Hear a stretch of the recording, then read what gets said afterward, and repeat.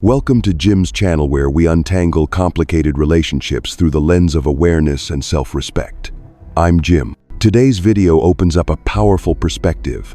What really happens when an avoidant thinks you don't care anymore? Maybe you've been exhausted from trying. Maybe you blamed yourself for being ignored. And now, in this space of letting go, you're confused because suddenly they're reappearing in subtle, indirect ways. Have they truly changed? Or is this a subconscious test to maintain control? Based on the original video, What Happens When Your Avoidant Ex Thinks You Don't Care? Used respectfully under fair use. I'll break down the 5 common reactions avoidants show when they sense they've lost the upper hand. But more importantly, I'll help you reframe this not as a second chance, but as a mirror for self-inquiry. Have you truly healed? Or are you still tempted to trade your self-respect just to feel chosen again? So if you've ever loved an avoidant, and if that love left you questioning your worth, this video is for you. Be sure to hit subscribe and turn on the notification bell so you don't miss any part. By the end of this video, you won't just understand them better, you'll understand yourself better. And from that clarity, you'll know exactly how to move forward with dignity. When an avoidant thinks you no longer care, what collapses first isn't their image of you, the illusion of control they once had. And I want you to truly understand that collapse isn't revenge.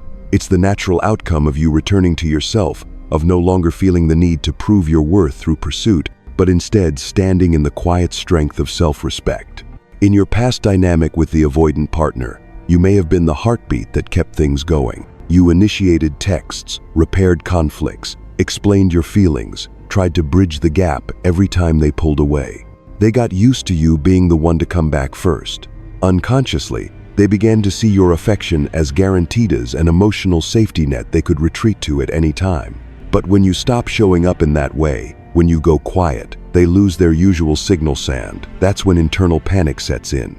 The original video, What Happens When Your Avoidant Ex Thinks You Don't Care, captures this perfectly. They feel emotionally disabled not because you withdrew, but because they've lost control. What they miss isn't just you, it's the power of believing, this person won't leave me. In their minds, love has always flowed from you, so when that flow suddenly dries up, their emotional scaffolding begins to crack. This is where you must hold your ground. It's not the time to reassure or rush back in to rescue them. This is your moment to stand firm in self-respect.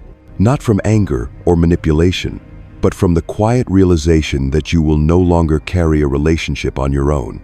Your withdrawal, if rooted in clarity and peace, not punishment, is the most honest way to say, I deserve mutual connection, not emotional labor disguised as love. The avoidant now faces what they've long avoided, feeling emotionally unmoored in the absence of your unconditional support. They begin to ask themselves, why do I feel anxious?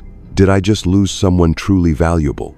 And remember, this isn't your victory. It's simply the first step they must face if they ever want to emotionally mature. But don't romanticize this as an automatic turning point.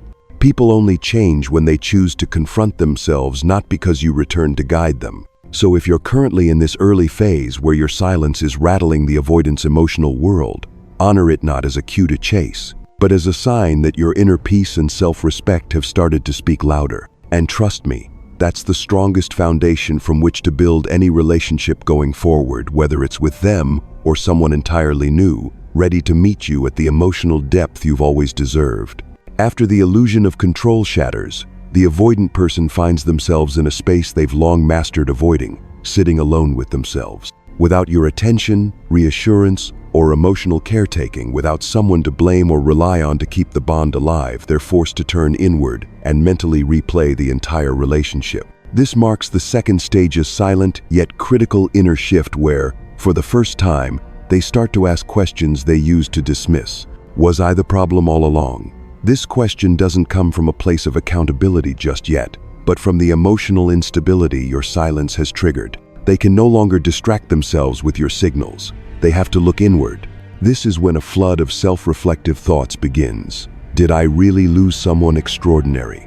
Why do I feel so unsettled now that they're gone? It's a rare experience of internal reckoning for someone with an avoidant attachment style, because real emotional introspection feels unsafe to them. In the original video, This moment is described clearly. When you withdraw, their brain used to relying on external emotional input starts generating internal noise.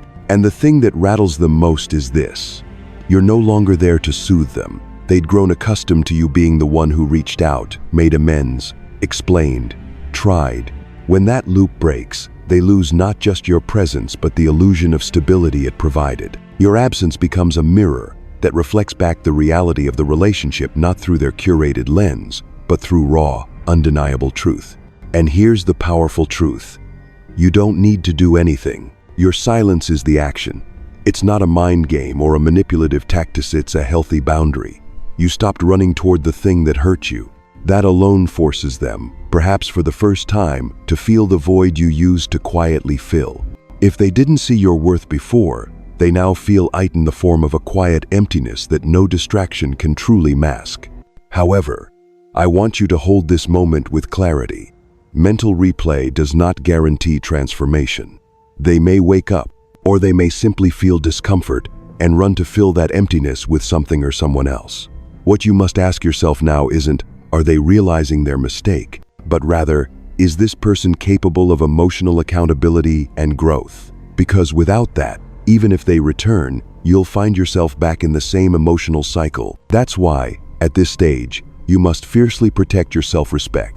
They may start to feel guilty, but that's not an invitation for you to soothe them. They may begin to sense your absence, but that's not a cue for you to fill their emotional gaps. Their internal reckoning is their journey. Your job is to keep walking forward with compassion for yourself. Don't let their pain pull you back in. Don't assume their emptiness is yours to fix. This is the moment to remind yourself, you don't have to earn love. The right person will honor you without needing you to perform, prove, or pursue. Keep standing in the quiet strength of your self-respect. Because in that silence, the avoidant finally begins to meet their true self, and you, at last, have stepped out of a role you were never meant to carry. Following the phase where the avoidant mentally replays the relationship forced to face themselves and the absence of your presence, they proceed to the third, subtler stage, indirect behavior, known as breadcrumbing. This transition is subtle but revealing, exposing the deep internal avoidance they still maintain. What is breadcrumbing? Instead of straightforwardly texting, "I miss you," or "let's meet," they drop small crumbs hoping you'll come back for more. Viewing your story without messaging, liking old photos, sending vague check-in messages like, "You okay?" or just checking in. They do this out of a fear of vulnerability speaking. Their emotions would force them to confront them. They also dread outright rejection if you ignore them. So they release tiny hints to test whether you're still there, without risking real openness. Each like or check-in is meant to see if you'll reach out and pull them back in emotionally, while they maintain face and step back wanting connection, but avoiding emotional risk. But if you don't respond, don't reply to their story, don't like back, don't text, you regain your power. You refuse to let them manipulate you emotionally, and you refuse to be hooked into their subtle game. Silence becomes an act of self-respect. Breadcrumbing can leave you confused, asking yourself, are they really interested? Or am I just fooling myself? The key is to remain grounded and remind yourself, only respond when they are clear and genuine, not because you crave validation or feel compelled to love them harder. When faced with breadcrumbing, you have a choice. You can reply, but make it intentional. You reached out, is everything okay?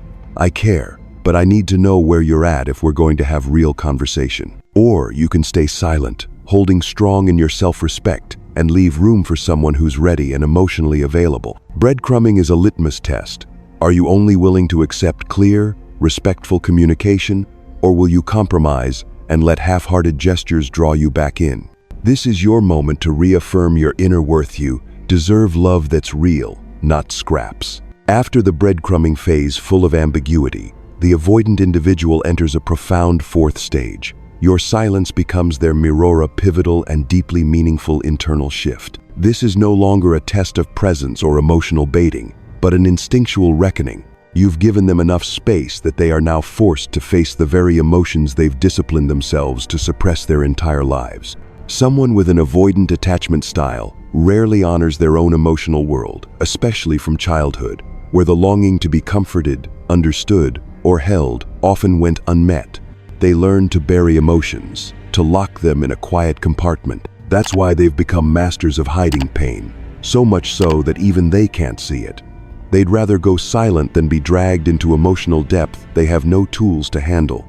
But when you step back completely, stop texting, stop explaining, stop proving, they don't just lose your presence. They lose a shield they've been leaning on. Your absence becomes a mirror, a blank space where you used to be, where once they felt safe enough to mask their loneliness and disconnection. Now, your silence reflects back their own disconnection, not from you, but from themselves. Questions begin to arise. Why do I feel this empty? Where did all my emotions go? Am I okay now that they're no longer around?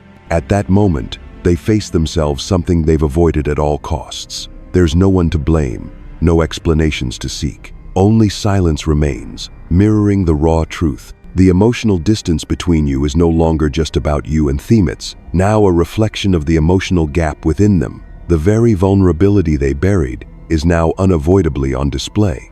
For the first time, the avoidant may begin to look directly at their attachment style, and not because someone pointed it out, but because your silence and self-respect unintentionally offered them a mirror.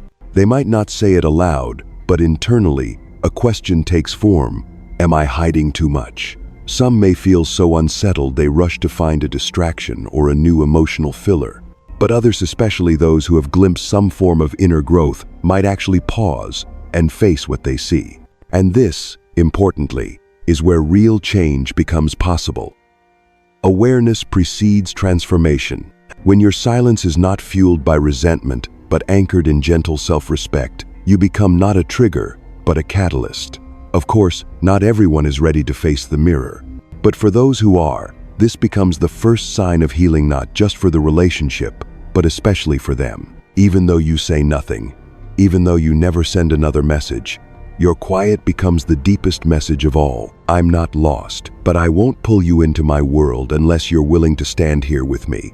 In this moment, you've chosen to side with your emotions, not to chase, but to honor your own heart, while leaving space for them to finally meet theirs. In the next section, we'll explore the choices available after this mirror phase. Will you hold your boundary or open a door, depending on whether the avoidant shows signs of emotional maturity? But know this: the mirror you've placed before them may just be the beginning of something real, something honest, something healing. After passing through the mirror of silence, the avoidant partner typically reacts in one of two ways, depending on their level of emotional maturity, and you now stand at a pivotal crossroads. Do you continue, or do you let go? One direction they may take is to retreat even deeper, choosing prolonged silence, potentially removing you from contact lists and avoiding all forms of interaction. In an attempt to regain a sense of control they feel has slipped, they pull away, overwhelmed, retreating into the familiar shell of avoidance. To them, the more distance, the safer they feel, even if it means leaving you in a space of painful ambiguity. In this case, you must ask yourself, am I willing to wait for someone who hasn't taken accountability to step out of their shell?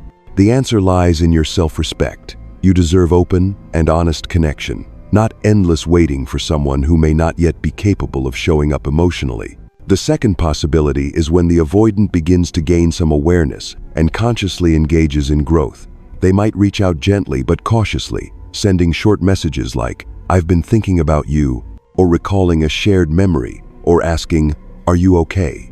all while maintaining their defensive distance. This is a potential sign of growth, but you still need to observe carefully. Do their words match their actions? Is their sincerity tangible?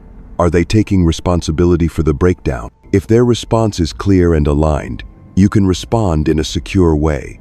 You allow yourself to open up, but only when you see a solid effort on their part to rebuild emotional safety. If instead, the avoidant continues a cycle of pushing then withdrawing, it becomes another test. Have they really changed, or are they still protecting themselves at your expense? Through your silence, you've already reclaimed your self-respect. Now comes the deeper question: does this relationship still align with my emotional needs and growth? This is the highest form of autonomy and emotional integrity you can practice continuing, but only when your self-worth is not sacrificed, or stepping away to protect your well-being and to make room for a connection that is clearer, mutual, and genuinely safe. By now, you've likely come to realize something crucial. In a relationship with an avoidant partner, The heartbreak isn't just about them pulling away. It's the exhaustion of having to carry everything while they simply react. But here's the truth. You don't have to keep doing the heavy lifting. Stopping the texts, no longer trying to make them understand or prove you're worth this isn't giving up. It's the action of someone who has grown and now chooses self-respect. The silence you created became a turning point, not just for them to finally face themselves, but for you to prove to yourself that love doesn't come from effort alone, but from mutual willingness to grow and show up. Maybe they'll return. Maybe they'll retreat further. But what matters most is this. Your worth does not fluctuate based on someone else's emotional availability. You don't need to be chosen to know you are worthy. What you can choose is to honor your own emotional reality, uphold your healthy boundaries, and only continue if they are emotionally mature enough to meet you halfway. And if they can't trust this, you deserve a love that doesn't need to be fought for, but one you can safely receive. Whether you move forward with them or without them, the real victory is choosing yourself,